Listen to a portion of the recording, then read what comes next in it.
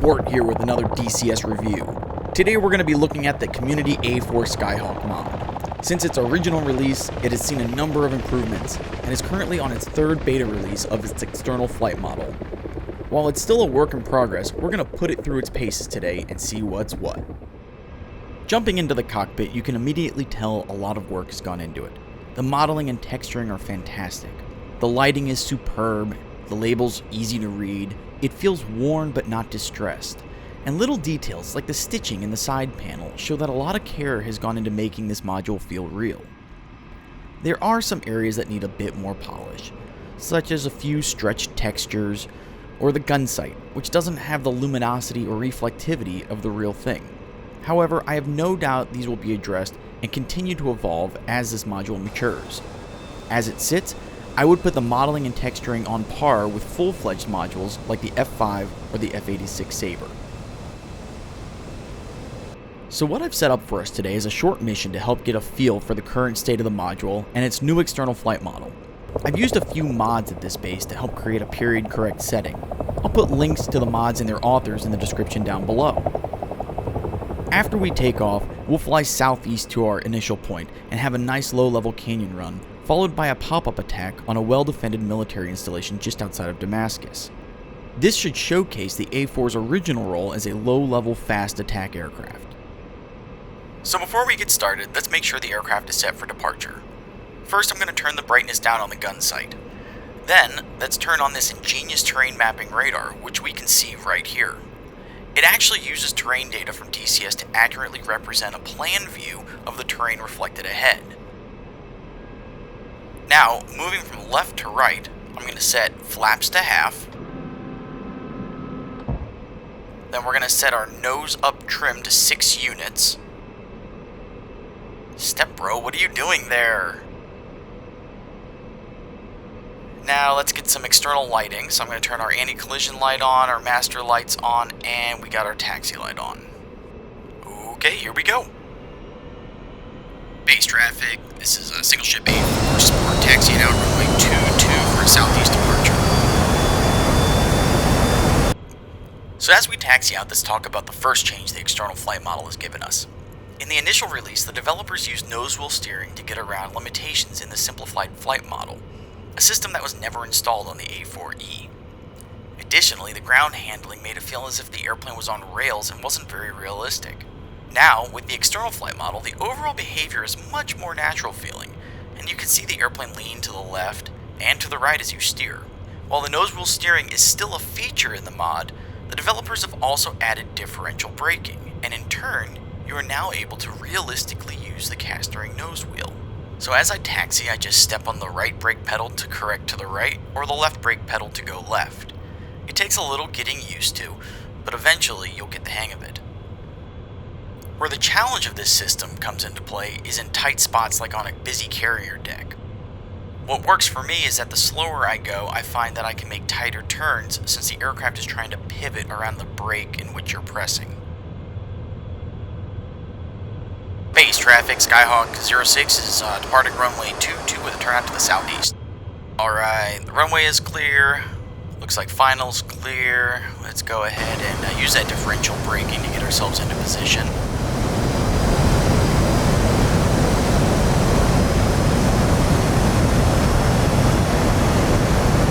Let's get that nose wheel straight, and there we go. Okay, hold the brakes. That little dip in the nose is really nice to show the physics they've added to the external flight model. Okay, let's run a quick pre-takeoff checklist here. Our trims are set, harnesses locked, canopy is closed, the flaps are set to half, speed brakes are retracted, armaments are saved, and the spoilers we're going to leave unarmed.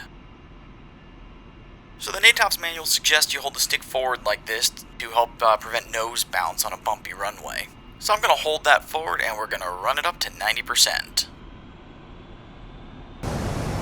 They say that passing through 90% the wheels might start to drag, so I'm going to go ahead and release the brakes and smoothly move the power up to full.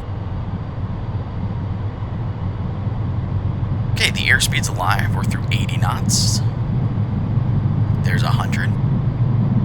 There's 120. I'm going to start easing some back pressure in. I'm going to let the nose fly off the ground here.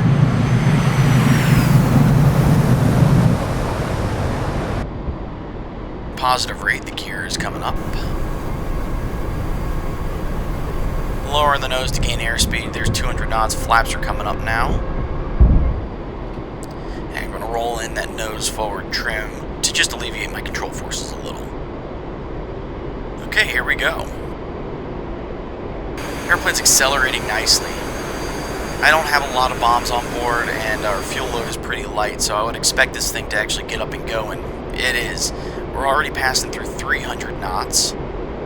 And on this little southeast heading here, this should be good at about a 150 to head us towards our IP.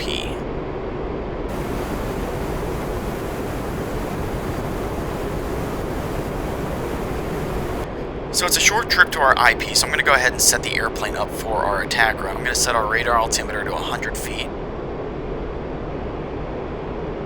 Turn it on. You can hide the stick by clicking here. And like aircraft of the era, it's quite a process to get your weapons ready to go. So I'm going to start at the top here. I'm going to go nose and tail arm, turn on all of our weapon stations, move our weapon selector to bombs and general armaments.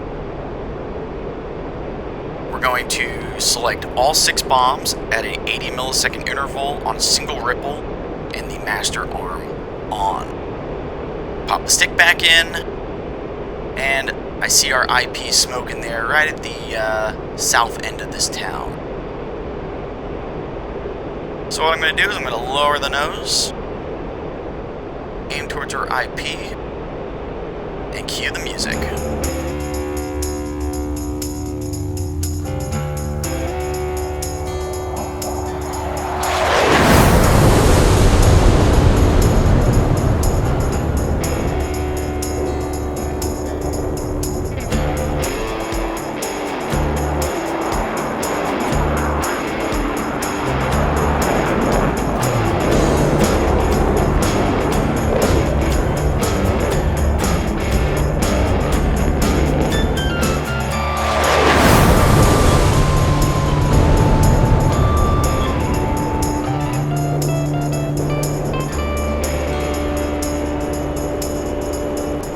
This map is so beautiful. Erga Media did an absolute masterful job on the Syria terrain here, and they're constantly adding improvements. If you don't have it, you should probably pick it up.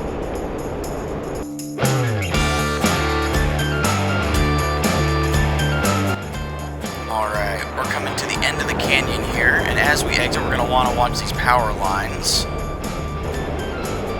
Come over the top of them, overbank just a little bit to get the nose back down.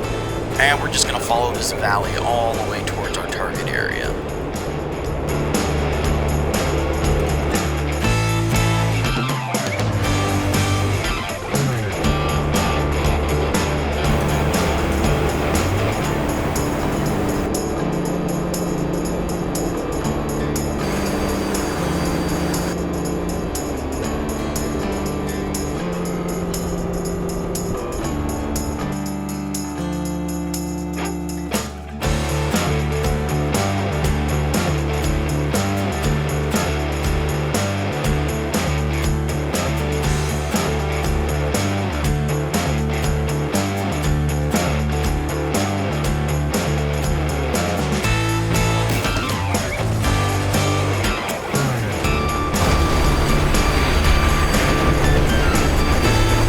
Alright, I see good shacks back there. Alright, we got some secondaries and some stuff burning back there. Looks like we had a successful mission. Time to RTB. So it does well as an attacker, but what about its other, more infamous role? From 1969 until its ultimate retirement from U.S. military service in 1993, the Scooter helped train the best of the best, serving as one of the primary aggressor aircraft at the U.S. Navy's Fighter Weapons School, better known as Top Gun. To help me figure out how this flight model stacks up against the best, I've asked a friend to help me out. How's it going, Tricker?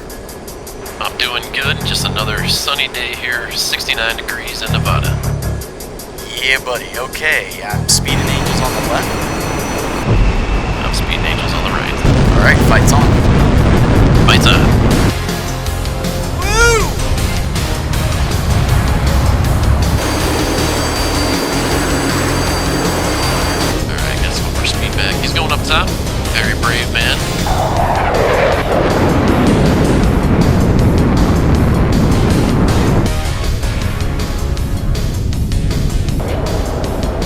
need to start bleeding his energy here. Get him down low.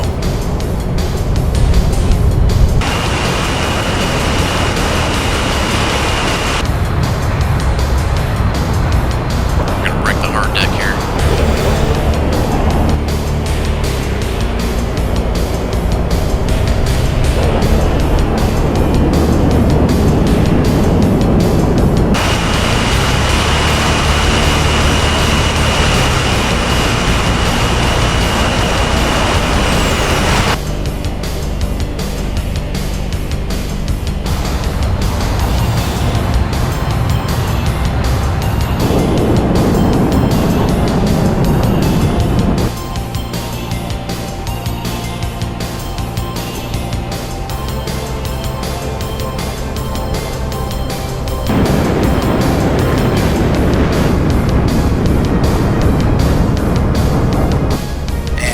That would be a gun skill right there. Okay, knock it off. Knock it off. Woo! Nice kill. Good fight, dude. I'll see you later. We'll have to do it again sometime. At the end of the day, we fought a few more times and the score ended up being even. There's no doubt in my mind that the Community A-4 has a flight model on par with the very best DCS has to offer. It's predictable without feeling like it's on rails. It shakes and talks to you when you push it too close to the edge, and will depart controlled flight if you make it angry enough. I found it was a little too pitch sensitive at low airspeeds, especially during takeoff and landing, and one of the known bugs is that you'll black out if you roll too fast. I suppose that's just simulating knocking yourself out with its eye-watering roll rate. Of course, after I started making this video, the developers released an update to the beta, with a number of texture updates, sound updates, and some minor flight model tweaks. The good news is, they seem to be close to a full 2.0 release, so expect another video when that drops. If you don't have this mod downloaded yet, I can't stress enough how good it is. Not only is it completely free, but it also passes the integrity check, meaning you can have it installed and still fly on any multiplayer server. I'm hoping one day Eagle Dynamics reviews its policy on mods and establishes an avenue for approved and vetted mods to be added to the base game. This is a perfect candidate for players who are new to DCS and looking for a step up from the free Su-25T, but haven't decided on which full fidelity module is right for them. If you have any favorite mods for DCS, go ahead and leave me a comment, and perhaps I'll do a review on that as well. I appreciate everyone's support and feedback, and hope you enjoyed this video. Finally, I want to give a big thanks to my friend Tricker for his help on this video, and if you haven't checked his content out, you can either catch him on his YouTube channel or his Twitch page, which I've linked in the description below. Thanks again for watching, and I'll see you next time.